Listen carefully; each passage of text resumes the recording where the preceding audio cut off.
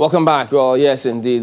Continuing our focus on security. I mean, you saw, I've heard the headlines. If you listened in while moving around in the house, is acceptable. But there are concerns in different parts of the country concerning how do we handle all that is going on without all of these things just blowing up in our hands. As you've seen in that welcoming slide, we've got His Excellency Ikpeazu, Governor of Abia State, joining us this morning on the program. Good morning, sir. Thank you for joining us today. We heard Thank the governor. Thank you very much. Good. Okay. Thank you and State good morning. Governor and Chairman of Southeast Governors Forum, talking about their approach to grazing. He talked about how they've banned open grazing. Could you give us some background? Because some may ask, okay, if that were the case, do the states have laws to back it up? Does your state have laws to back that up as well? Yes. Abia State was one of the first states that came out with a legislation banning open grazing. And our argument is that Abia is perhaps the smallest state apart from Lagos in land area in Nigeria. And we have a lot of minerals and crude oil beneath the soil. So God did not endow us with sufficient land to permit open grazing and leaving our land for cattle grazing. But we are saying that our interest is not to generally profile the Hausas or the Fulanis as people are doing now. We are interested in the criminal elements. I think Nigeria is supposed to do a proper diagnosis of the problem and treat it accordingly. We are not diagnosing the problem properly. We are just diverting the attention of serious-minded people in this country. We have people who are interested in creating ungoverned spaces, create anarchy and confusion, so that opportunistic anarchists like the ISIS and all those people who are interested in destabilizing countries and nations across the world will come in. What will happen when we eventually disseminate and cause disaffection between ourselves is better imagined.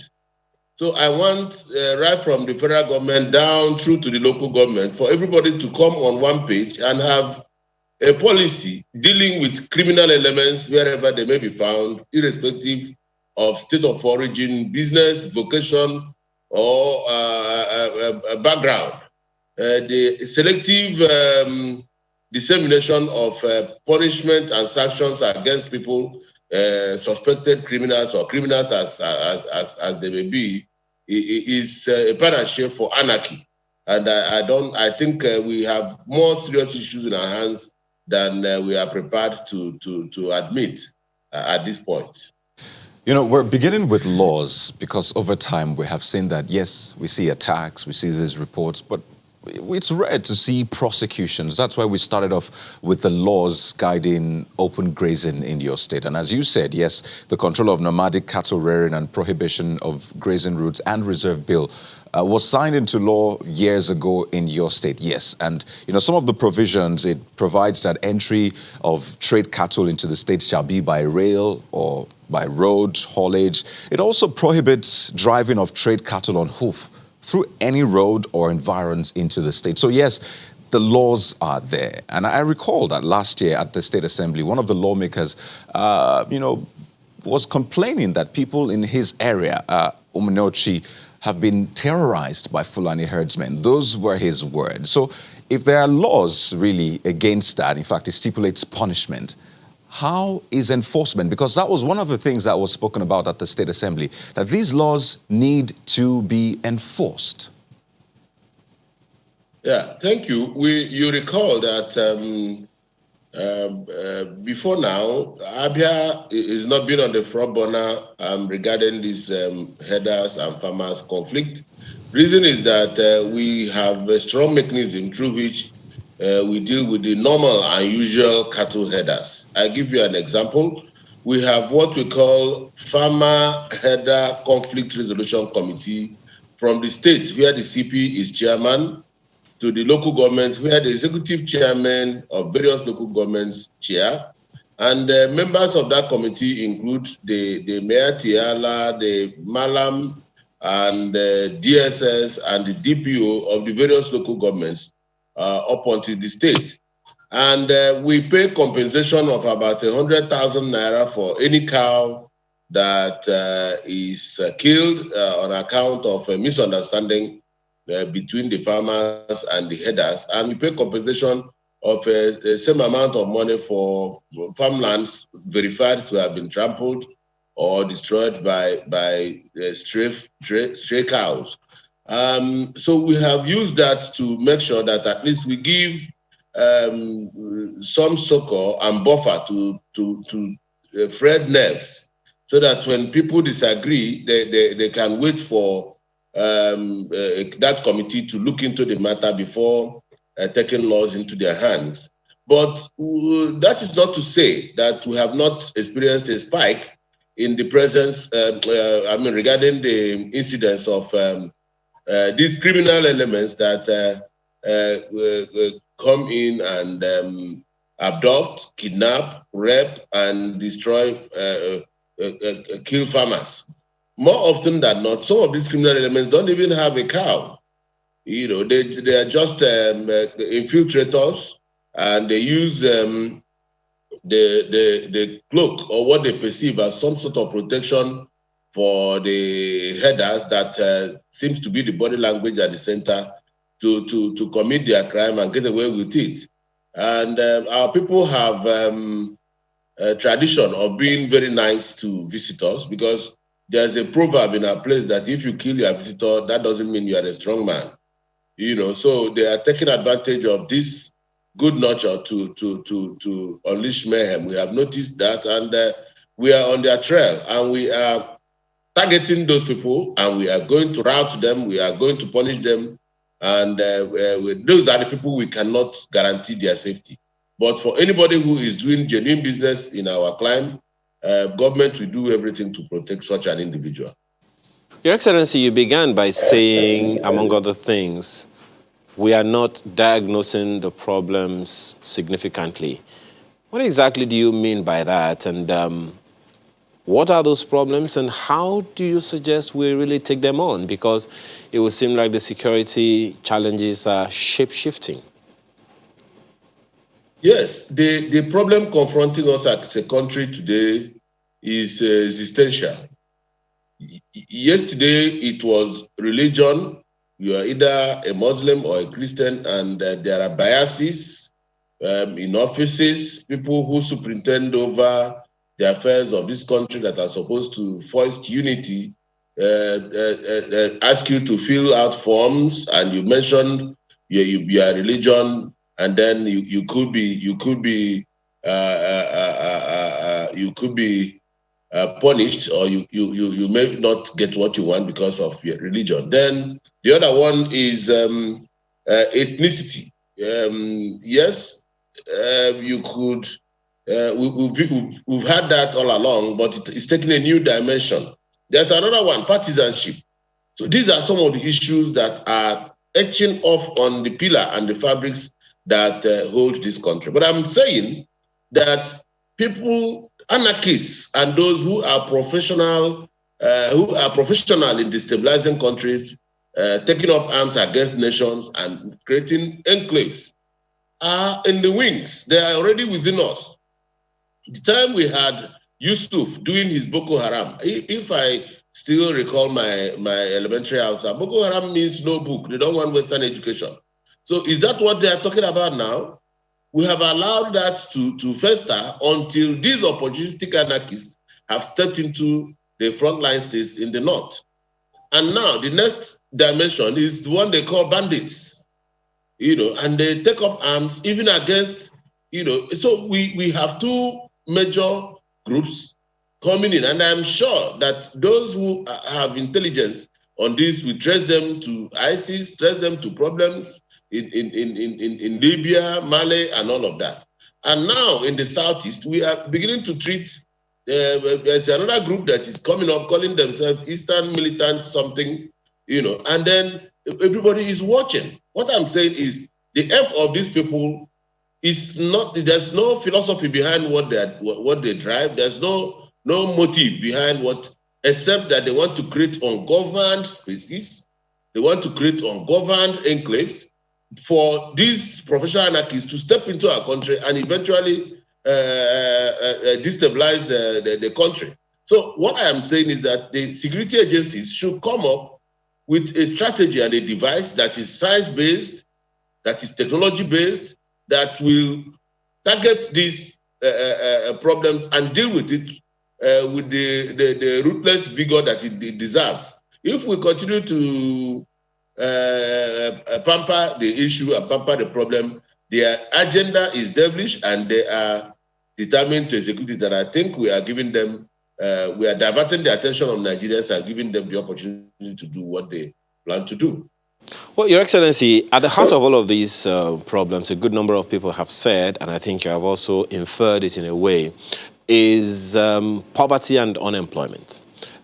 So many people have said, some reports have also come up, with the fact that at the heart of all of these security challenges that are shape-shifting, kidnapping for economic crimes, banditry for economic crimes, rustling for economic crimes, they are, at the heart of all of it is unemployment.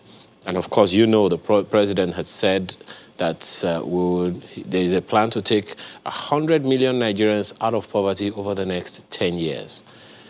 You are a governor. How easy is that? And as a governor in the Southwest region, how do you see that being taken on? I agree with you. Unemployment and poverty are what I would regard as concomitants of the general malai. They contribute to the issues. But how would burning of a police station and burning of a courtroom create employment for anybody? The easiest way to move from being unemployed to becoming unemployable is to become a bandit or to lose your integrity capital. And our people are wise enough to know that that is so. So if you look at the strategic nature of the institutions that are being attacked, you will see that what they just want to do is to create a state of an ungoverned space, so that a criminal justice system will collapse and people can no longer apprehend or take people or prosecute people. So civil authority is what they are attacking. Now, back to your question.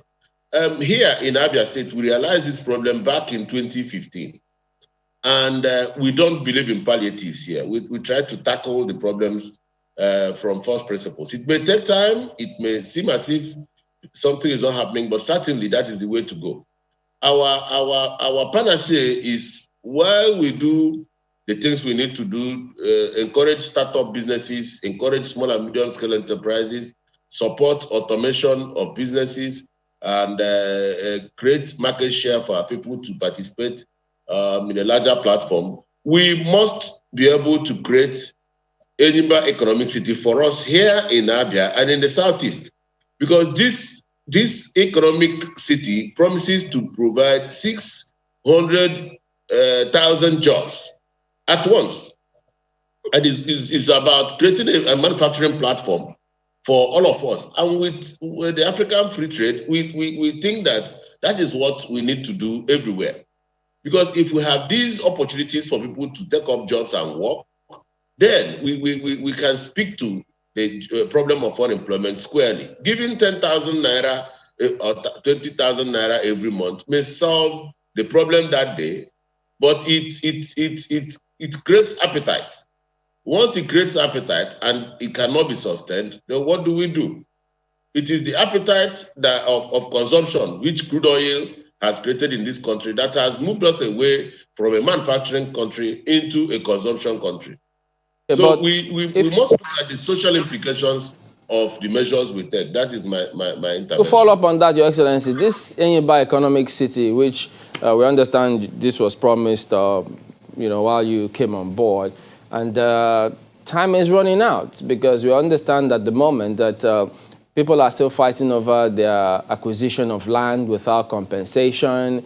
Then they're saying you promised to create 700,000 jobs, so you barely have 1 year of active work before, who knows, politics kicks in.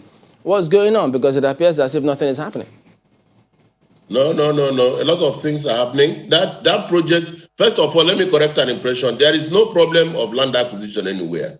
When you acquire 9,000 hectares of land in a place as small as Abia, you must have a conversation in a continuous manner with landowners. Everybody is on board on that project. What has happened is that this project is a transgenerational project. It's not the quick fixes that Nigerians know about. You need time to create an entirely new city. You need time to create a mentality that this is possible, this is feasible, and this is where we are going. We experienced some setback during the COVID, but the international community has embraced this project, and they are coming up with all kinds of collaborations, including funding. So what we are waiting for is the anchor investors to come and begin to do groundbreaking and begin construction. Meanwhile, we are almost ready to start with the big infrastructure, because we need to do a big road that will take us to all parts of Southeast and South within 1 hour, 30 minutes. And that is where we are now. We are on course despite the setback of COVID-19. And we are, eyes on the ball looking at it. But I want to say to you that the era of quick fixes in Abia is gone. We take time. We must do drainage before we do a road. We do cement on the road and do asphalt at the end of the day. It takes time, but we will do it.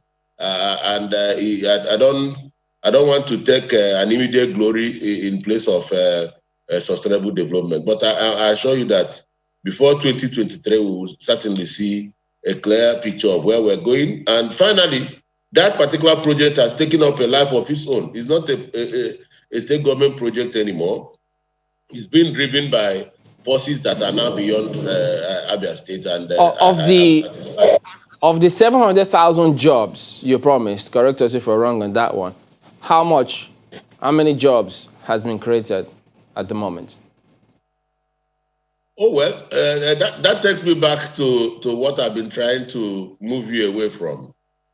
Some jobs are in place there, especially people are doing construction. There's a new university coming up there now, which will be ready for commissioning this year. There's a new shoe factory going on there, and all of that. So if you want me to tell you our effort in job creation, apart from Enyimba Economic City, that would be a good question for me to respond to. But specifically on Enyimba Economic City, I assure you that there's a university there, there's a shoe factory going on there today, and there are 7 companies that are involved in conversion of metal to other products, like the conversion of plastics to batteries, managed by Chinese. So a lot of activities are going on, and but these are people's businesses, and very soon everybody will see what we're doing in that flank.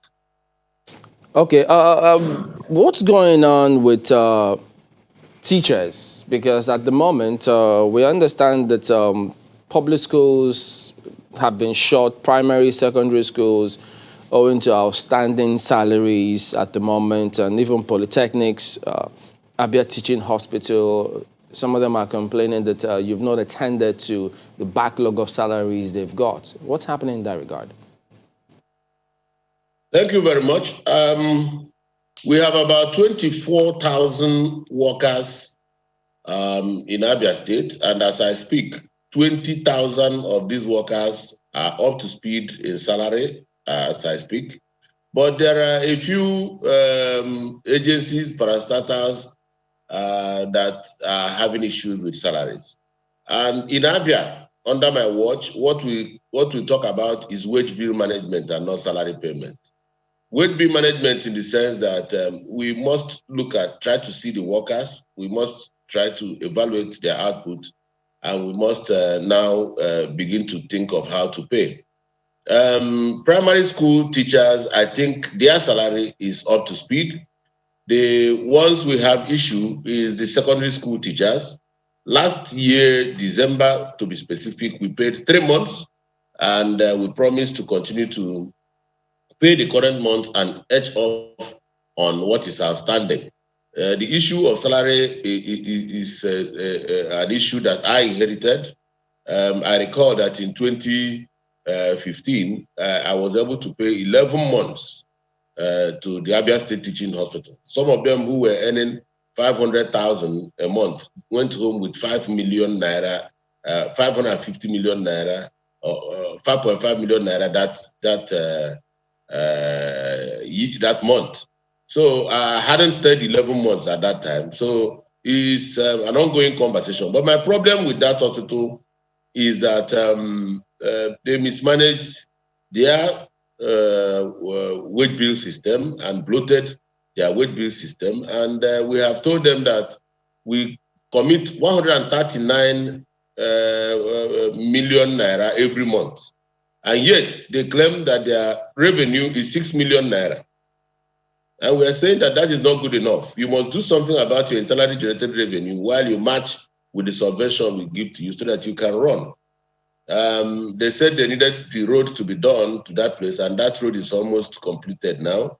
So we want everybody to be on board so that we can work together. The same thing is the narrative with Abia State Polytechnic. We have gotten to the root of the matter. At a point in that polytechnic, we had 60 people manning 2 gates. We had 170 people working in the canteen. And we are saying that government is not a Father Christmas anymore. You are aware that from 2015 till now, the government at the center and in the various states, most of the states, have been on life support. The times are not easy at all. And we are asking that the time for free lunch is gone. So gradually, we will bring these parastatals and the schools that are worried that by salary problem up to speed with the rest of the state going forward. Starting from my promise in December to pay backlog with the current month, I think we will get there. I've had a conversation with the teachers, and I'm expecting that with what we have done, they also received 3 months backlog of salary in December, and I was surprised that they came up with a strike this January. And if our conversation fails, it may mean that we will apply the principle of no work, no pay. You'll Because we understand have why shown they need to support. go on strike, because for some of them, they feel that they have worked and they need to be paid. But those are the ones working. What about the ones that are No, I'm saying retired, that- specifically retired primary school teachers? In fact, one of our viewers specifically, Chijindu, wants to know their fate. He says that these old people have gone through verification and yet they're still owed 22 months arrears. What's going on in that area? I have said it time and time again that pension management is an ongoing issue and problem, not only in Abia, but in most places. The pensioners in Abia are not angry with government. The reason is that before now, it used to take 2 years before you enter into the payroll for pension. But now we have deployed science and technology to ensure that once you get out of service, you begin to receive the current pension going forward. Those who mismanage the pension of the state are not politicians. They are the civil servants. They are the same people who bloated the pension scheme, put people who were dead, people who were long gone out of this earth as pensioners. And the bill, so each day, each month, we keep discovering pattern of pension, and it becomes far more. I'll give you an example. I commissioned a study last month and to enable me pay the January pension. And what I discovered was that the figure given to me by the leadership of the pensioners in the various local government tallied together was far less than what the pensions board was providing. The civil servants at the pension board was provided as the data in the state. And we had to now remove the SS non-existent ghost pensioners to be able to get enough money to pay the current pensioners. And I think that payment is ongoing as I speak to you. So we are saying that this government is committed to the welfare of our workers. That is why we are paying 95% of all the workers regularly. All other parastatals and issues, schools and the polytechnic, they should sit up. What we give to the polytechnic is subvention. We don't pay salary to polytechnic lecturers, and we are saying this because the management of a polytechnic can decide to go and employ Professor Wole Soyinka to teach literature. Then you must be able to pay him, So it's up to you to manage your workforce. If you have 170 people working in the canteen and now you can't pay them, it becomes your problem and not the state's problem.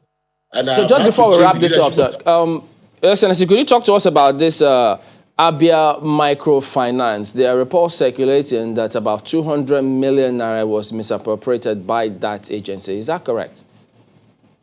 That is fallacy. That agency doesn't have that 250 million naira to be misappropriated by anybody. What happened is that at some point we wanted to support the small and medium scale enterprises in Abia. And part of their problem and challenge was financing. And we didn't want the destiny of these people to be left in the hands of the big financing agencies controlled by the federal government. We needed to create a small microfinance bank through which they can aggregate their activities and, if possible, even use it to access support from the federal government. And that was how we acquired that microfinance bank. But information came that a certain amount of money was supposed to be paid. 250 million naira was supposed to be paid to CBN and all of that. And I think that has been resolved. But it is not a question of misappropriation at all. Nobody can take 250 million and have that kind of money. Okay, Your Excellency, what we'll do is perhaps we'll schedule another time where we can take on some of these other matters that we couldn't accommodate for this segment. But we do thank you for your time this morning. We're speaking with His Excellency Ikpeazu, Governor of Abia State.